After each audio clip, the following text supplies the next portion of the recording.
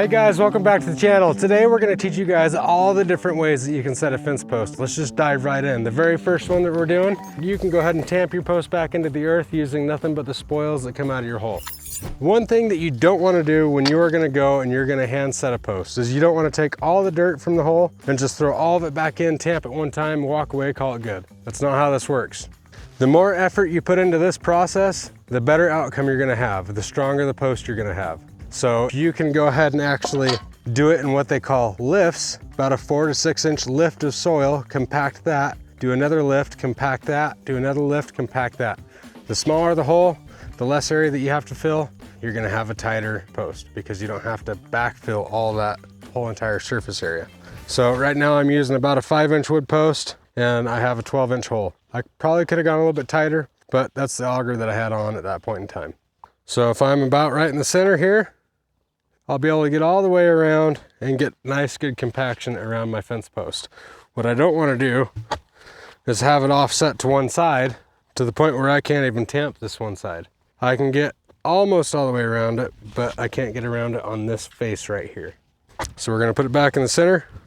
That's right where we want it. So I'm going to go ahead and throw a little bit of dirt in there, a little bit of dirt-ay. And this is really nice farm ground clay, so it's gonna tamp really nice. If you have like a sandy soil, it's probably not gonna tamp nearly as good. And to get this process done, I'm using the Strain-Rite. What is this thing called? This thing is awesome. It's curved here to go all the way around the post, and it's not super heavy, so you can actually throw it a lot harder. I think it's called the post rammer. I think that's what it's called. Make sure and just see the link below and it could be yours. I've seen people do it like this, and they'll just take one hand, they'll hold the post in place. It doesn't have a lot of energy. If you don't have a lot of energy in this process, I don't think you're gonna have a great outcome. I like to use both hands, and I like to be very forceful with it. As I put dirt in there, the dirt is actually holding the post. I may be knocking it one way or the other. So once I get done tamping this, I'm gonna check it for level, and then I'm gonna put it back in its place, and then I'll probably do that one-handed thing to hold it, and then I'm actually gonna do a solid tamp. Once there's no more loose dirt and you can see that everything on that lift is compacted, go to another lift. Now this hole was dug about 32 inches deep. All the loose spoils were pulled out, and we got down to where the bottom of the auger stopped. You wanna make sure and pull out all the loose spoils to get down to solid earth again. You're gonna find that you can get a tighter compaction around a circular fence post versus a square fence post, because square, it's harder for that dirt to compact and go around the actual surface of the post, whereas round holds a lot tighter. But you could do square, 100%. They do make hydraulic tampers. You know, if you're doing a lot of these to the point where you're doing some crazy spec and you think you need gravel on the bottom of this, they do make hydraulic tampers that you can hook up to power packs and, you know, little walk behinds and stuff like that if you didn't want to do this. That's our second lift. We're going to double check for plumb again. One thing, especially with tamping in wood posts or setting wood posts, it's not a man-made product. It's not perfect. And what I mean by that is you should always be using the level on the same two sides you started with. Right here, I'm off level just a little bit, but right here I'm level. So pick this side and this side, or this side and this side. Just make sure that you're consistent, because if not, you're gonna just continually be chasing that. Okay, now we're gonna go ahead and do another tamp.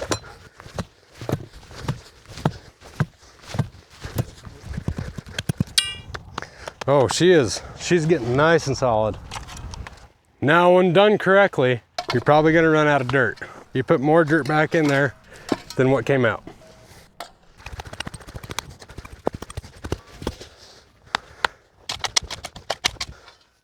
And this will be my last lift. I think that you can get better compaction if you start from the outside of the pole and work in towards the post. As you can see, I got pretty much all that dirt back in there. I have just a little bit left. She's solid. But not everything out there has to have concrete to be strong. It's all about what you're given and how you use it. And ultimately, with a wood post, if you use concrete, all you're gonna do is just channel the moisture in between the concrete and the wood post, causing it to rot off even faster. It's a true fact. Okay, now the foam. All I'm gonna do is I'm gonna use our handy dandy little truss rods, and we used a truss rod bender to bend these. I'm gonna mix up some foam. We're gonna be crazy. I'm gonna take all these 3 bags because I don't wanna wait for lift. I mix all of them at the same time. We're just gonna throw them in the hole because I have no patience. I think on our last study, we discovered we only need 3 bags, but in case I have a dud, we're gonna go to 4. So we're gonna pop, pop, pop, and pour, pour, pour. It was not the winner of the foam versus foam contest, but it was runner up. All right, here we go. 1, 2, 3, and 4.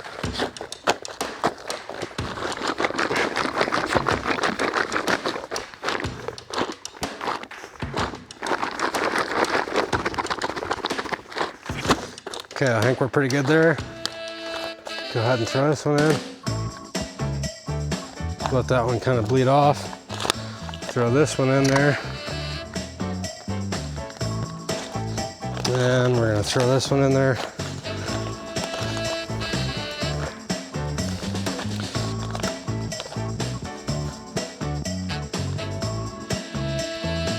A little stressful. Oh, she's doing things. This one's coming at me pretty hard. It is aggressively growing. It's pretty boring when you throw 1 bag in there and it goes blip. But if you throw 4 in there and watch it just blip, then it's actually pretty exciting. But I will tell you right now, 4 bags for 1 person to do, that was pretty challenging. Like I was hustling. So if you had an extra set of hands or an extra person around, I would definitely have them help you do that. Look at this thing. It's really just like taking off. You think it's gonna come above the hole? 4 bags was 1 bag. I bet it comes up to like right here. Oh, hey, we got some, whew, that is really just like, ouchie. That is hot. But that, I really just can't even touch it. 165.7. That's why I can't put my hand on it. That's crazy. A serious chemical reaction. You don't have to put forth a lot of effort. I mean, you gotta dig a hole, drill a hole, you gotta shake a bag of foam, you gotta pour it in there. And this thing is still curing, so we'll come back to that at the very end of this and see what it does. Okay, moving on. Now we release these videos every Saturday, and maybe your favorite thing to do is to wake up, enjoy a nice cup of coffee, and watch an SWI video. Make sure and check out SWI Corner Post Coffee, and we will ship directly to your door. So, this one we're gonna go to dry pack, because I know it has been a thing for some people. Echo. I know it has been a thing for some people out there that dry packing is the thing. I know it is. So what's all involved? Basically everything you saw on post number 1, the wood post, and it's gonna be hand tamping, but we're not gonna use the soil. I've got a whole pallet of concrete here that I could use on this thing. Oh, okay, there's bag number 1. So we're gonna put that in the hole, we're gonna tamp it. I don't really feel like dry concrete really tamps that hard. I think it's sand and pea gravel and a little bit of Portland. I think it just all kind of mushes around in itself. This is the purest form of dry pack whatsoever that there is out there. We're letting the concrete actually just soak the groundwater out of the soil to cause it to cure. But there is no groundwater. You're right, it's just the water that's in the soil. Now I know there is some of you that just like to add water in between each lift. But that's not pure dry pack. Dry pack is this right here. It's dry, dry, dry. There's no water. All right, there's bag number 2. Go to bag 3. Oh, I lied. This might be a 4-bag hole.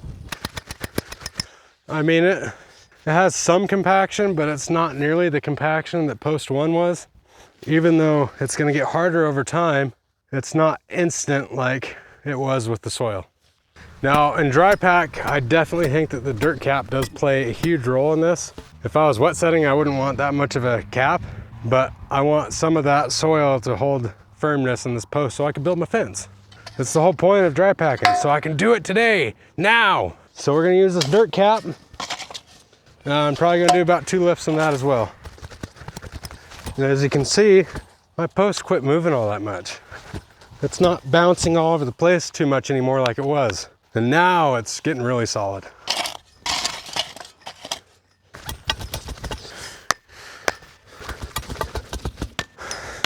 Now it's solid. I could live with that. I had no idea that I was gonna have this much work in this video. We're allowing the moisture of the soil to soak into that concrete and to naturally cause it to harden. But in the end, we still had an instant product that turned out really good and nice and solid. I mean, I couldn't just go reefing on this, don't get me wrong. You definitely could build on it right away and it will harden over time. So that's one thing is if you start building your fence and you knock this post out of level, you're gonna wanna fix it right then and there. Otherwise, your post is gonna be forever crooked. But you wanna go back and, you know, tamp it back level, fix it. Okay, now we are gonna do this one, and this is wet set. I got my wheelbarrow here, wet set. We have to take the dry concrete, mix it with water. You know, there was a guy once that we were doing a project and he was the engineer of it. And I said, yeah, I gotta go get some concrete real quick. He said, okay. And I poured it in the wheelbarrow and he said, that doesn't come pre-mixed with water? Are you kidding me? I thought it did. You're joking, right? No, he was dead serious. I'll leave that right there. So the dry pack took 3. We're gonna see where we can get with 3 on this one too. Now we gotta mix it. Whoever said fencing was easy? On this method, we're not using the water that's already in the soil or the moisture. We're adding the water in right away. We're taking that dry mix and we're turning it up and mixing it right in. This method can get pretty messy if you're not careful.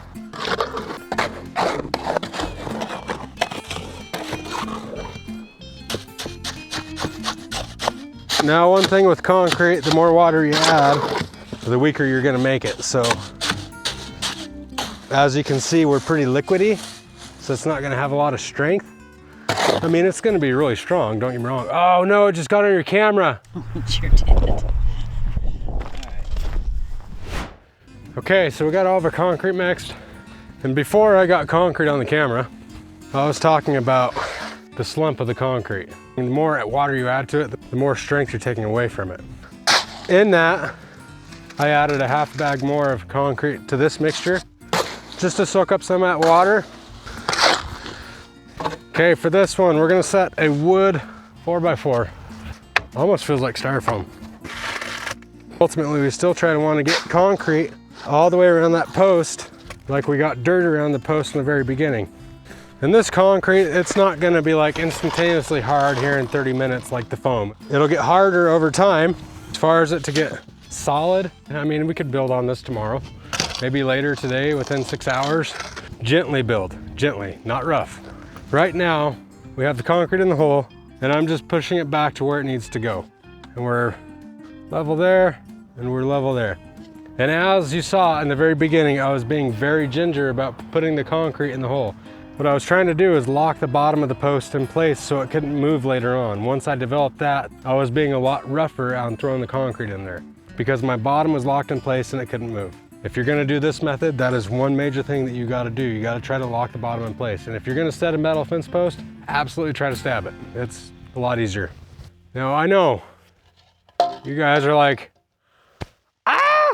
he's mixing wood and concrete. You guys tell us all the time not to mix wood and concrete. This is a multi-purpose post right here, and we're gonna use it for another video. So we had to do this. I would not recommend this. I would not ask you to do this. This is a thing of the past. Don't do it. There's far better posts out there for cedar fence. And if you don't know what they are, make sure and check out the link below. Now, before we can carry on, but as you can see, that post, just the more you look at it, the more it's wiggling. So we really got to brace this thing up. Go get the screw gun and the screws. Hurry, fast.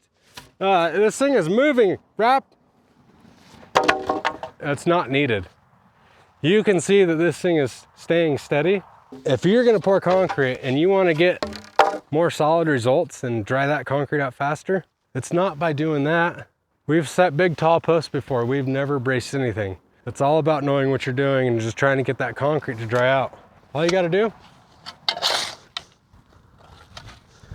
throw some dirt on top of it. This is just as good as bracing. And this is also going to help suck the moisture out of it. It's going to give it more rigidity in the wind because it's a little windy out. You can see this gate moving and this post is not moving. you don't need to do the bracing. Oh no, the wind's gonna take it, no! So that's 4 different ways of setting fence posts, and we have one more way to go.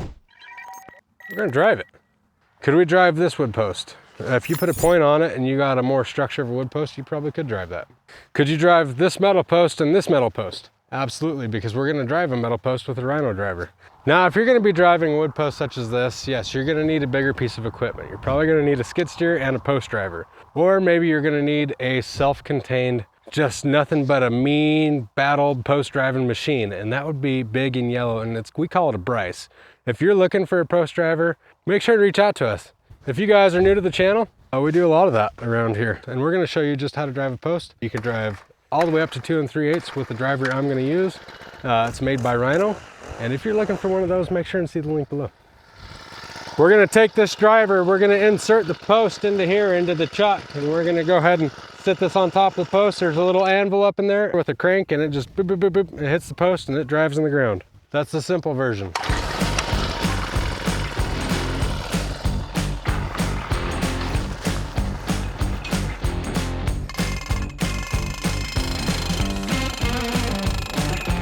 We're gonna start just a little bit, and as soon as it sticks just like that, we're gonna get out our level.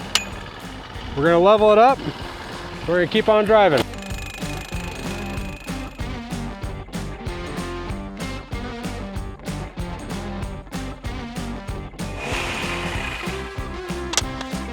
Now, that did not drive very straight. I can tell you exactly why. In the very beginning, at the very bottom of this post, it had like a little bend in it, and I thought it was gonna be okay, but actually the bend caused it to change direction. That's why it went crooked.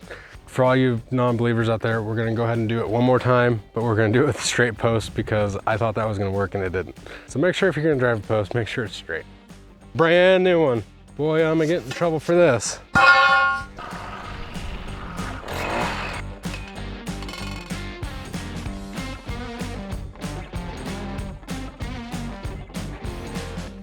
So as you can see, right there, I had a whole different outcome because I used a post that was 100% straight. I don't know how long it took to drive 2 of these, but I kind of feel like we got 2 of these driven in the time that I got that one set, maybe.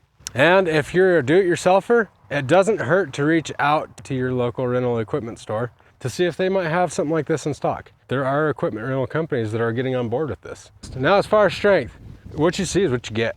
I mean, we're done. Pretend that the wet set was a metal post. That post is gonna be just as strong as this post because the failure point is gonna be right at the ground with both of them. I didn't tamp dirt, I didn't get out a shovel. I didn't really sweat at all doing this thing. I just had to get the driver out.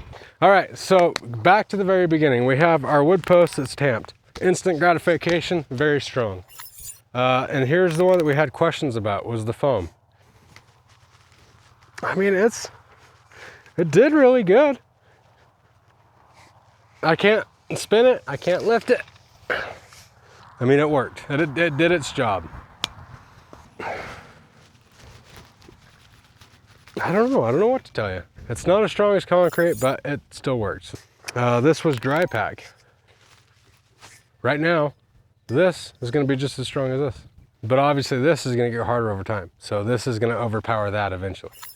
And same with this guy. This is wet set, so it's really weak. It's in the weakest state it can be right now. But it's gonna get harder over the course of more and more time. If we were building a fence, we could build on this post tomorrow. This is instant gratification. Hardly any effort. All you have to do is just get out your little post driver and go to town.